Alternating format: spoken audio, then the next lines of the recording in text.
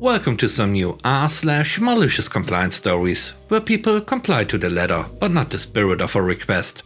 I hope you had a great day. The first story is called Hurry Up. This was many years ago. I was a contracted service provider, tow truck driver for a major roadside assistance and travel organization, though the company I worked for was quite small. I had been sent to a lakeside neighborhood in my popular Northwest city, a neighborhood full of hip restaurants and cutesy boutiques, to change a tire on a new BMW. This was back when all cars had a spare tire, which should tell you how long ago this was. I had my own tools, but for the new BMWs it was always recommended to use the tools that came with the car, since they were less likely to cause damage. I had no problem with that, since the jack that came with the car was quite easy to use. It had a crank instead of a jack handle. The only issue was that there needed to be enough clearance between the jack and any nearby immovable objects, such as, say, a curb. This particular vehicle was parked very close to the curb. My normal SOP is to ask the customer to slowly move the car away from the curb to avoid damage to the rim of the flat tire. No one has an issue with this. Normally. The chucklehead owner of the vehicle refused to move it, claiming that it was going to ruin the tire. I told him that if he moved it slowly, it wouldn't damage anything. He wasn't buying it. I pointed out that the tire was already flat and likely needed to be replaced anyway, so no problem. He screeched at me, telling me to get on with it and change the tire because he had places to be. So I got to it, wanting to be clear of this jump as quickly as possible. This car's jack had a very low gear ratio, requiring several turns to lift the car even an inch. But the force required to turn the crank was not excessive, enabling the user to quickly turn the crank until the car was raised sufficiently. The issue with the car being too close to the curb is that while the jack's crank has a hinge to fold it compactly when stored, the crank must be unfolded completely to provide adequate leverage to turn and lift the car. But with it so close to the curb, the bottom of the arc of the crank's movement caused the handle to just barely clear the curb. The only problem was that I was holding the crank as it came around to the curb. Not enough room between the crank handle and the curb for my fingers. Yes, as a matter of fact, I did skin two knuckles down to the bone, with the scar still present to this day. And yes, I did use some colorful, unprofessional language. Captain Chucklehead heard this and smugly announced that he was going to report my horrifying language and get me fired. He then reiterated his desire for me to get the lead out and finish changing the tire. Oh really? See, my first aid kit was back in the truck, several dozen yards away. Well, since I didn't want to delay this person's stay any longer than absolutely necessary, I just continued to change the tire. I was splattering crimson jewels on the rim of the flat, on the spare, on the jack, on the ludge wrench, on the fender. I made sure not to waste a single cell on the ground. I even managed to get a nice fat drippy drop on the window. His face went pale as he saw the biohazard scene unfolding all over his precious car. I even made him sign the form with a blood-smeared pen, though I gave him the opportunity to get his own. After he nearly caused an accident leaving the parking space, probably on his way to the car wash, I was then able to tend to my poor abused knuckles and get ready for whatever else the day would bring. Never heard a single squawk from my boss or from corporate. The next story is called He Wouldn't Want to Listen. I'm an audio engineer. Around 5 years ago, I was working at a very high-end facility with some amazing equipment. The studio looked beautiful, it was quite amazing. Most of my time at the studio was spent recording musical artists and mixing their tracks. I was booked for an 8-hour block to mix some pre-recorded tracks that a producer was going to bring in. To clarify, mixing a song means taking all the individual instrument recordings and balancing volumes and applying effects. After a song is mixed, it is sent to a mastering engineer who puts the final touches on it and makes it ready for distribution. In most cases, especially if it's through a record label, the mixing engineer and mastering engineer are two different people. They are two different art forms that utilize different technologies. I like to research my clients before they come in. So I did some poking around on the internet and found out very quickly that the producer coming into the studio is a very accomplished producer who has worked with some amazing artists. I was thrilled. I hadn't worked with a producer of this caliber before. We'll call him the producer. I made sure to get as much information as possible from the studio manager so that I could come into the session well prepared. My manager forwarded me an email from the producer that said they were just mixing a few songs. I asked if I was getting an assistant engineer to help. My manager told me that they actually requested that I don't have an assistant. That was a first, but I shrugged it off. I got to the studio early and prepped for as much as I possibly could. The producer and the band that he recorded arrived, so I started getting files and such from them to start mixing. As I'm doing this, I started to see a lot of red flags. The producer brought in 10 songs that he needed mixed and mastered today. Typically, I'll mix 2 songs in 10 hours, maybe 3 if I'm hauling and not taking ear breaks and such. Furthermore, he wanted it to be mixed on our large recording console, the giant desk with all the buttons and faders and such, essentially bypassing the computer. I let him know the following. Mixing 10 songs in 8 hours is going to be very difficult, and that I'll have to sacrifice quality moving that quickly, and that I'll do my best to mix the songs all in one day. I'm not a mastering engineer, but I have experience mastering and can give him some masters that will suffice. I'll provide files they can send to other mastering engineers as well. I also told him that mixing on a console instead of a computer means that it will be way more time consuming. I will be turning physical knobs, pushing physical buttons and connecting gears with cables and keeping track of all of this.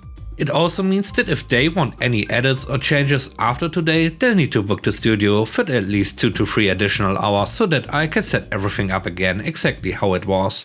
I figured that since the producer had worked with such amazing artists before, all of this would make sense to him. I got the impression that he either didn't care or more likely didn't realize. He was very nice but quite dismissive and essentially told me to mix it on the console.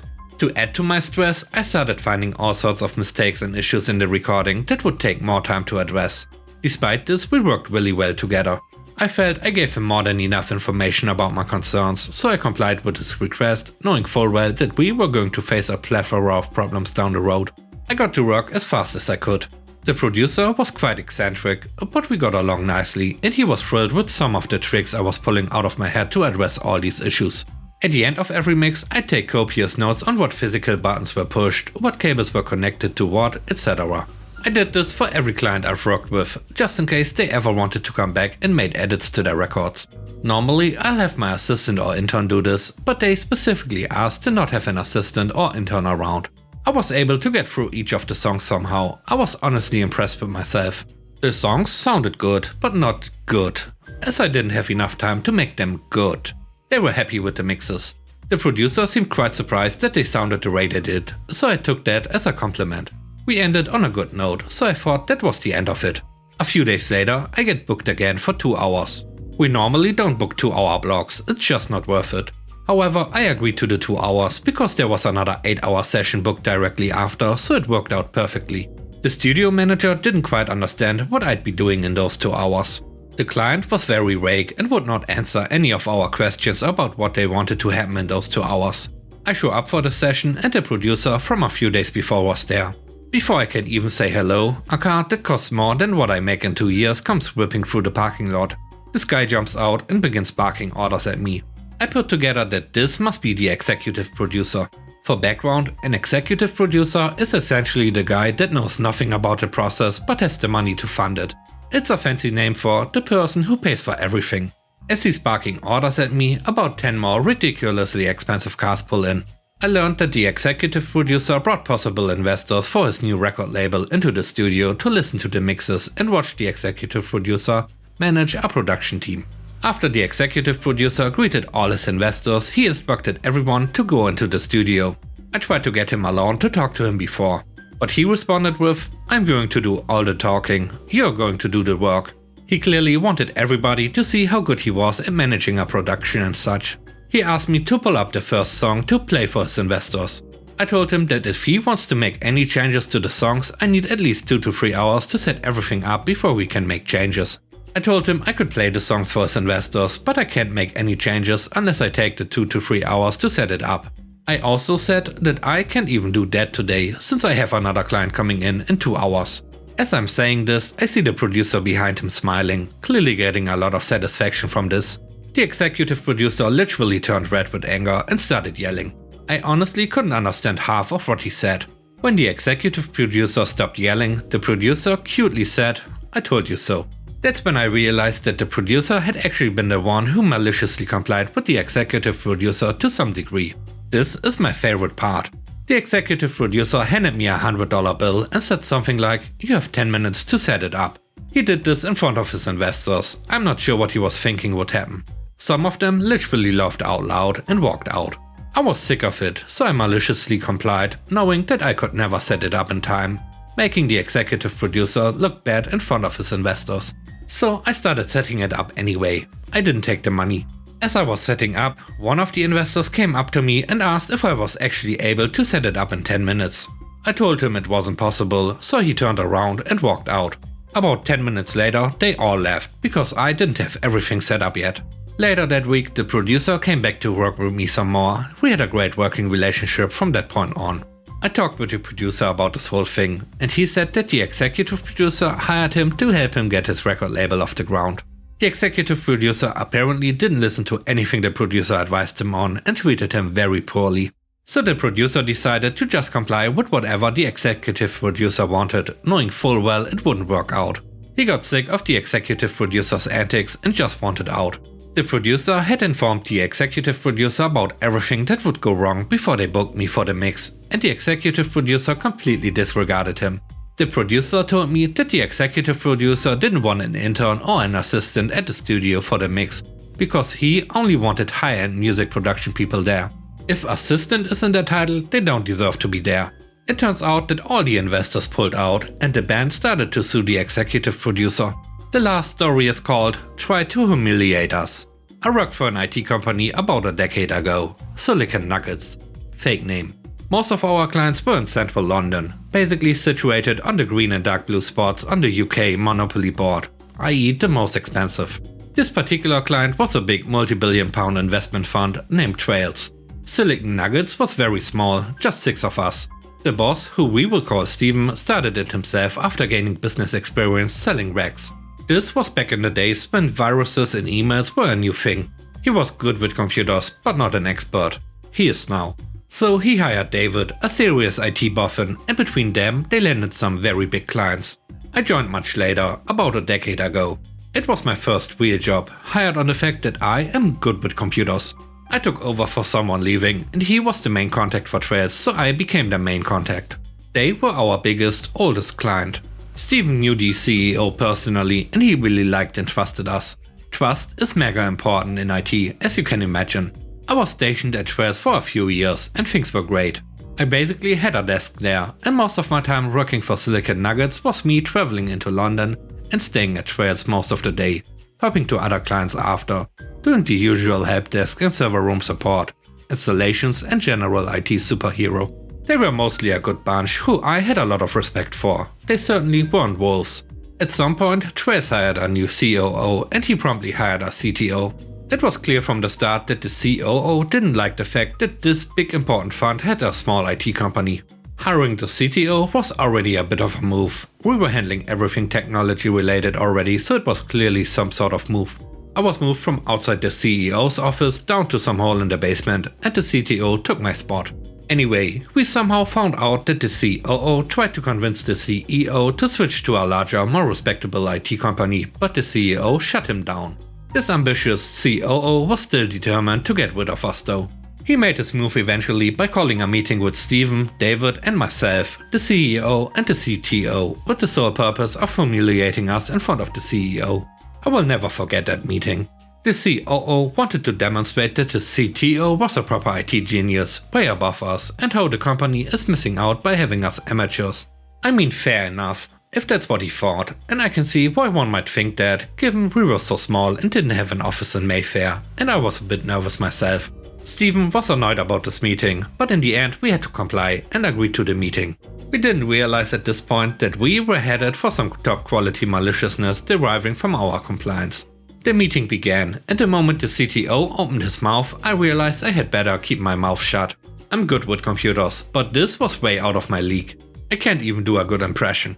He was talking about the latest systems and networking and software and server solutions, all of which I'd never even heard of. It wasn't looking good. It was looking like the COO had managed to actually prove to the CEO that we just weren't up to the task of taking the company forward in the quickly moving, intricate IT landscape anymore. Until David interrupted him with a question. A question demonstrating that he had easily followed everything the CTO had said and could clearly respond with just as much fluent lingo and effortless advanced IT knowledge as the CTO. Steven and I were both stunned. Trying not to actually cheer, we watched, jaws agape, as these two battled it out. It was really amazing to see. David absolutely could not be faced. No matter how hard the CTO tried, he just couldn't make David look dumb. In fact, all he managed to accomplish is make us all, including the CEO, realize that David was way smarter than we thought. David showed that he understood all topics put forward and certainly had his own views and ideas. This went on for a while. I remember feeling quite embarrassed at how little I knew and really hoped nobody asked me a question. Thankfully, the entire meeting had become a duel between the CTO and David. I'm not sure if any of them came out on top, but in the end the CEO got quite annoyed. He knew that the COO had failed and he called the meeting to an end. To this day, Silicon Nugget still does the IT for Trails. After the meeting, the COO was a lot nicer to me. He even gave me his old iPhone when he upgraded. I'm sure David got a big bonus that year. Steven was delighted and we all developed a huge new respect for David. We all respected him, but we had no idea that he was that good and his knowledge was so cutting edge. I know both the CTO and COO don't work for Trails anymore, although I'm sure it is not related to the reverse humiliation David managed to pull off.